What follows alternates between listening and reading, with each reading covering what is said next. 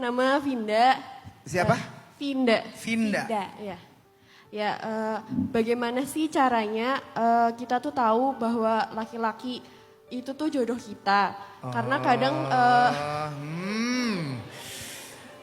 kadang kan udah deket lama gitu, tapi masih kayak ada rasa kayak nggak percaya gitu loh. Ini jodoh kita apa bukan sih? Ini yang terbaik apa bukan sih? Itu kan kayak apa sih yang bikin meyakinkan kalau itu tuh beneran jodoh kita. Bahkan kalau misalkan saya dicurhatin sama yang udah nikah pun kayak kadang aku juga mikir, ini aku bener gak sih milih suami, ini tuh bener gak sih suamiku itu jodohku kayak gitu. Jadi kayak apa sih yang harus menjadi poin-poin untuk memilih suami? Kan ada rasa ketakutan, takutnya udah serius ternyata bukan dia jodoh kita, akhirnya patah hati kan gitu kan. Akhirnya kecewa, akhirnya kayak terluka, itu kan yang ditakuti dan itu bagian dari anxiety sebetulnya, kecemasan. Bahasa Arabnya anxiety itu adalah al-hazan. Makanya kalimat la tahzan, terjemahan yang lebih tepat bukan jangan sedih, jangan khawatir. Cuman karena udah terlanjur populer di Indonesia jangan sedih, ya udahlah. Tapi sebetulnya kalimat yang terjemahan yang lebih tepatnya bukan jangan sedih, jangan khawatir. Karena konteksnya di situ kan Abu Bakar mengkhawatirkan keselamatan Nabi.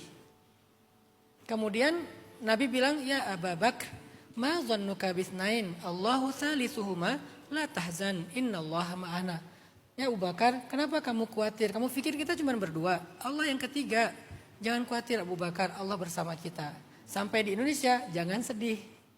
Padahal hazan itu artinya jangan khawatir, anxiety. Kalau sedih bahasa Arabnya ham, jamaknya humum. Dan sedih dan khawatir ini digabung dalam sebuah hadis doanya Rasulullah. Allahumma inni a'udzubika minal hammi wal hazan. Dari trauma dan anxiety. Karena ham itu salah satu bentuknya trauma tentang masa lalu. Sedangkan kecemasan tentang masa depan adalah hazan.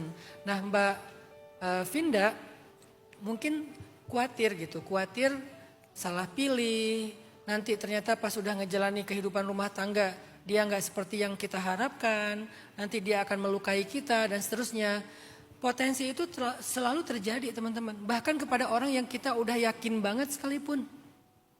Karena manusia bisa berubah, ya semua orang bisa berubah. Dan kadang-kadang orang yang berubah ini orang yang nggak pernah kita bayangkan. Bisa jadi dia seorang hafiz Quran, bisa jadi dia seorang yang solehah banget, bisa jadi dia ahli masjid, bisa jadi dia orang yang well educated. Tapi semua orang bisa berubah, jadi sama aja, resikonya tuh sama. Dengan orang yang kita yakin banget atau dengan orang yang kita juga belum terlalu yakin, sama resikonya. Terus gimana caranya menghadapi semua itu? Dinamika, ketidakpastian, belajar yang namanya tawakal kepada Allah. Coba titipkan jodoh kita kepada Allah, titipkan nasib kita kepada Allah, titipkan urusan kita kepada Allah. Allah yang tahu masa depan dan Allah yang paling tahu yang terbaik buat kita. Biar Allah aja yang urus. Hidup yang paling gampang itu kayak gitu, biar Allah aja yang urus. Saya hanya ikhtiar, saya cuma berusaha. Menurut saya ini adalah orang yang tepat, orang yang baik. Sisanya yang saya nggak tahu, saya titipin ke Allah. Nahnu nahkum bizzawahir. Kata Umar bin Khattab, kami cuma menilai sesuatu yang tampak, tidak bisa menilai sesuatu yang gaib. Maka yang zahir bagian kita, yang gaib bagian Allah.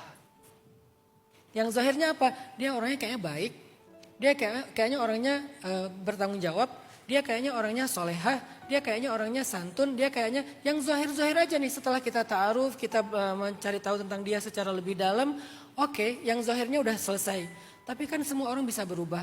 Tapi kan ini bisa aja topeng. Tapi kan. Sisanya yang gaib, yang kita nggak bisa menilai, serahkan kepada Allah.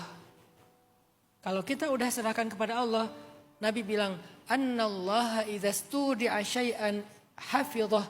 Allah itu kalau udah dititipin sesuatu pasti dijaga. Dijaga di sini artinya bukan berarti kita nggak mungkin dikecewakan. Mungkin dia bisa berubah, tetapi Allah tetap jaga kita. Mungkin dia bisa berubah, tapi Allah pasti bela kita. Mungkin dia bisa berubah, tapi Allah pasti melindungi kita. Allah kalau dititipin sesuatu pasti dijaga. Jadi udah semua orang punya potensi yang sama. Saya udah menikah sekian tahun.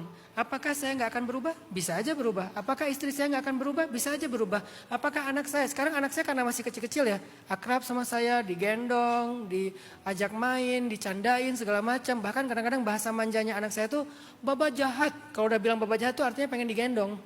Kalau saya gendong langsung dia cium saya. Baba baik. Apakah suatu saat dia akan semanja itu sama saya?